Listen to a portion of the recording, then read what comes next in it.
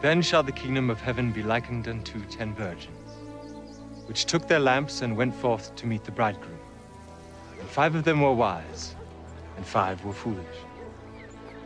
They that were foolish took their lamps and took no oil with them. But the wise took oil in their vessels with their lamps. While the bridegroom tarried, they all slumbered and slept. And at midnight there was a cry made, Behold, the bridegroom cometh. Go ye out to meet him. Then all those virgins arose and trimmed their lamps.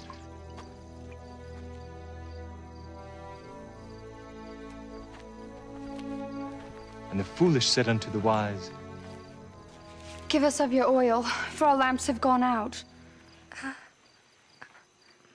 Not so, lest there be not enough for us and you. But go ye rather to them that sell, and buy for yourself.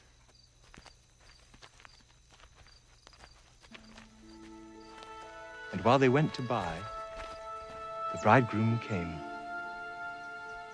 And they that were ready went in with him to the marriage, and the door was shut.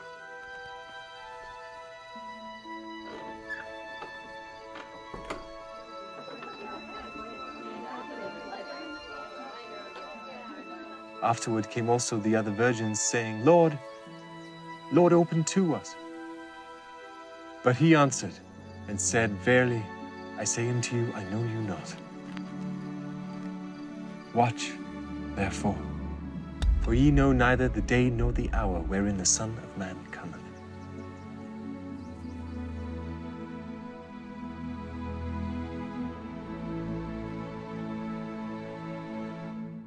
Matthew 25, verse 1. Then the kingdom of heaven will be like 10 virgins who took their lamps and went to meet the bridegroom. 5 of them were foolish, and 5 were wise.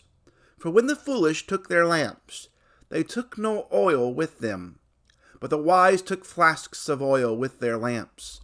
As the bridegroom was delayed, they all became drowsy and slept. But at midnight there was a cry, Here is the bridegroom, come out to meet him. Then all those virgins rose and trimmed their lamps. And the foolish said to the wise, Give us some of your oil, for our lamps are going out. But the wise answered, saying, Since there will not be enough for us and for you, go rather to the dealers and buy for yourselves. And while they were going to buy, the bridegroom came, and those who were ready went in with him to the marriage feast, and the door was shut. Afterward the other virgins came also, saying, Lord, Lord, open to us. But he answered, Truly I say to you, I do not know you. Watch therefore, for you know neither the day nor the hour. For it will be like a man going on a journey, who called his servants, and entrusted to them his property. To one he gave 5 talents, to another 2, to another 1, to each according to his ability. Then he went away. He who had received the 5 talents went at once, and traded with them, and he made 5 talents more. So also he who had the 2 talents made 2 talents more. But he who had received the 1 talent went, and dug in the ground, and hid his master's money. Now after a long time, the master of those servants came and settled accounts with them. And he who had received the 5 talents came forward, bringing 5 talents more, saying, Master, you delivered to me 5 talents. Here I have made 5 talents more. His master said to him, Well done, good and faithful servant. You have been faithful over a little. I will set you over much. Enter into the joy of your master. And he also, who had the 2 talents, came forward, saying, Master, you delivered to me 2 talents. Here I have made 2 talents more. His master said to him, Well done, good and faithful servant. You have been faithful over a little. I will set you over much. Enter into the joy of your master. He also who had received the 1 talent came forward, saying, Master, I knew you to be a hard man, reaping where you did not sow, and gathering where you scattered no seed. So I was afraid, and I went and hid your talent in the ground. Here you have what is yours." But his master answered him, "You wicked and slothful servant, you knew that I reap where I have not sown, and gather where I had scattered no seed.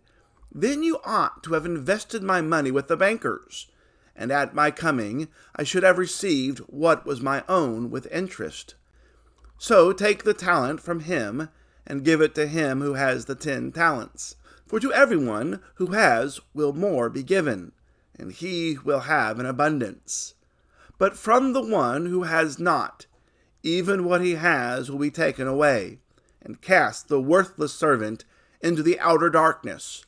In that place there will be weeping and gnashing of teeth.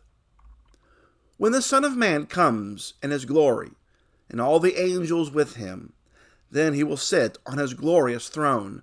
Before him will be gathered all the nations, and he will separate people one from another, as a shepherd separates the sheep from the goats. And he will place the sheep on his right, but the goats on the left. Then the king will say to those on his right, "Come, you who are blessed by my Father, inherit the kingdom prepared for you from the foundation of the world. For I was hungry, and you gave me food. I was thirsty, and you gave me drink. I was a stranger, and you welcomed me. I was naked, and you clothed me. I was sick, and you visited me. I was in prison, and you came to me." Then the righteous will answer him, saying, "Lord, when did we see you hungry, and feed you, or thirsty, and give you drink? And when did we see you a stranger, and welcome you, or naked, and clothe you? And when did we see you sick, or in prison, and visit you?" And the king will answer them, "Truly I say to you, as you did it to one of the least of these, my brothers, you did it to me." Then he will say to those on his left, "Depart from me, you cursed, into the eternal fire prepared for the devil and his angels. For I was hungry, and you gave me no food. I was thirsty, and you gave me no drink. I was a stranger, and you did not welcome me. Naked, and you did not clothe me. Sick and in prison, and you did not visit me." Then they will also answer, saying, "Lord, when did we see you hungry, or thirsty, or a stranger, or naked, or sick, or in prison, and did not minister to you?" Then he will answer them, saying, "Truly I say to you, as you did not do it to one of the least of these, you did not do it to me." And these will go away into eternal punishment, but the righteous into eternal life. I know yesterday's video was rather long, so I'll try to be shorter today.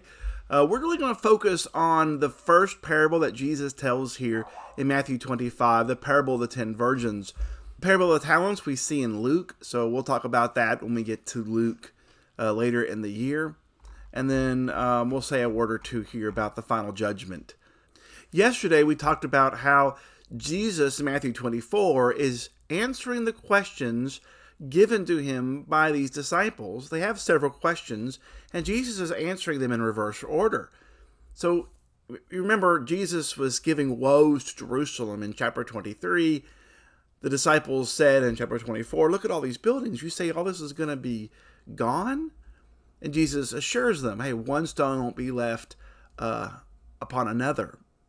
So we spent quite a bit of time talking about the destruction of Jerusalem, but now Jesus shifts from that question, he's answered that, to other questions of these disciples. What will be the sign of your coming and the end of the age? Now, unlike the end of Jerusalem, with all those signs that Jesus was alluding to and pointing to, here are all these signs, here's roughly in your lifetime when these things will take place. The end of the world, however, is not known. And seeing that contrast is extremely important. Even Jesus did not know when the end will be. The end of Jerusalem would proceed by unusual events, but at the end of the age, the times will appear to be normal. In 1 Thessalonians 5 and verse 3, Paul will say that people will be thinking that, hey, we have peace and safety, everything is fine, nothing unusual, and then that's when the end will arrive. Very different than those who have this premillennial mindset that think that, oh, here, there's wars and rumors of war. China is sending balloons above the United States. That must mean the end is near. No, nothing unusual precede the end. No warnings, no signs, nothing to mark the event in advance. So we get to the parable of the 10 virgins here. Now, notice here also the shift in wording here, not just that day talking about Jerusalem destruction, the kingdom of heaven. Now we're talking about after those events. To understand this parable, we need to understand what weddings were like in the New Testament time. Some of the things are similar, but there are also some things that are different. First of all, the whole process of getting married in this time took several years.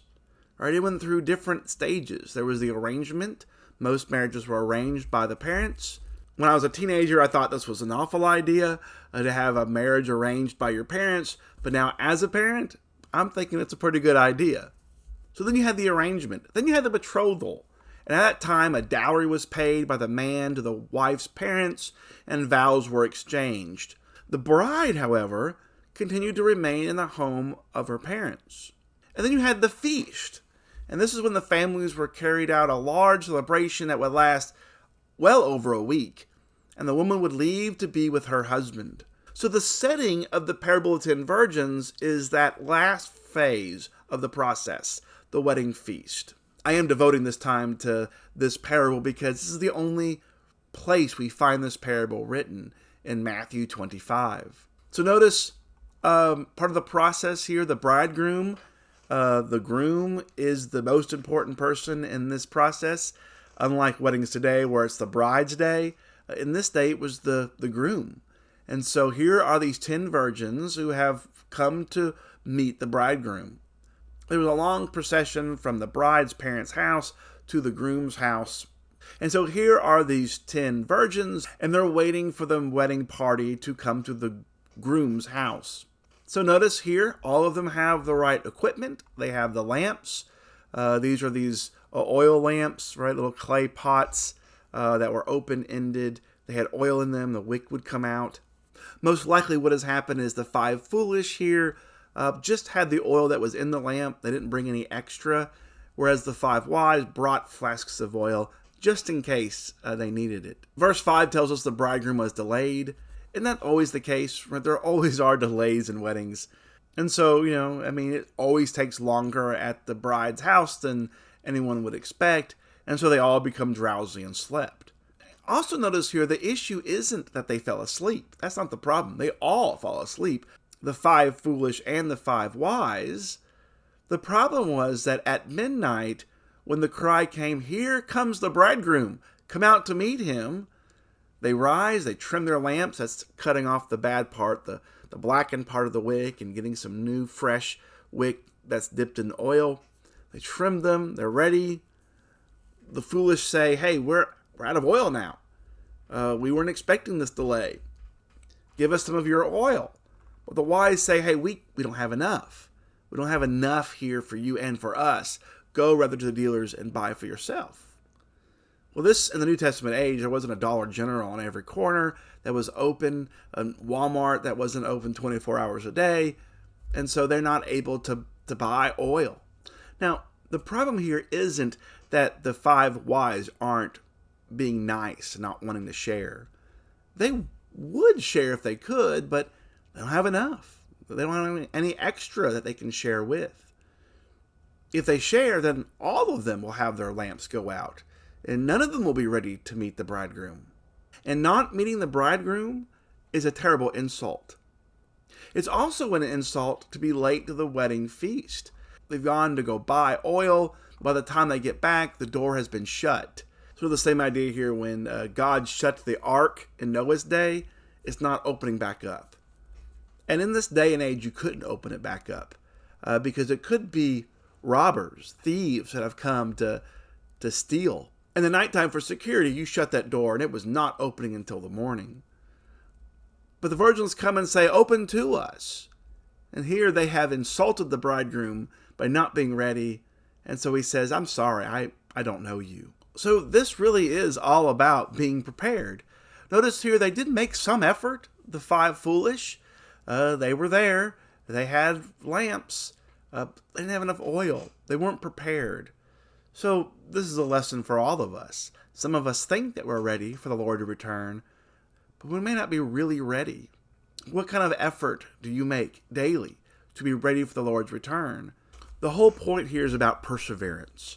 We're supposed to be like the wise virgins who kept their lamps lit until the bridegroom arrived, rather than like the foolish virgins who ran out of oil. Don't be like them. Be ready when the Lord comes back.